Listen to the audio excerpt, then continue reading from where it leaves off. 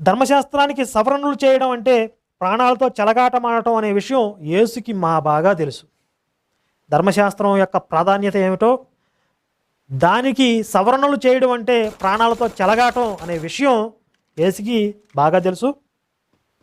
ప్రాణానికి ముప్పని తెలిసిన ఒక మంచి సమాజ నిర్మాణం కోసం ధైర్యంగా ముందడుగు వేసిన యేసుని తెగువగల సంఘ సంస్కర్తగా మనమందరం అంగీకరించి తీరాలి. అందుకు అతన్ని అభినందించాలి కూడా. శక్తి మేరకు మనం ఎంచుకున్న అంశాల వరకు మనము అదే సాహసాన్ని కలిగి ఉండాలి. తన ప్రాణానికి ప్రమాదం అని తెలిసినా కూడా ఒక మంచి సమాజ నిర్మాణం కోసం ఆ ధర్మశాస్త్రంలో ఉన్న దరిద్రాన్ని అంతా పక్కన పెట్టేసి, ఇలా బతకండి రా బాబు, మనుషుల్లా బ్రతకండి, ఆ ఆటవికమైన ఆ క్రూరమైన ఆజ్ఞల్ని వదిలేసేయండి, ఇలా బతకండి, ఆధునికంగా చక్కగా తోటి వాళ్ళతో కలిసిమెలిసి జీవించండి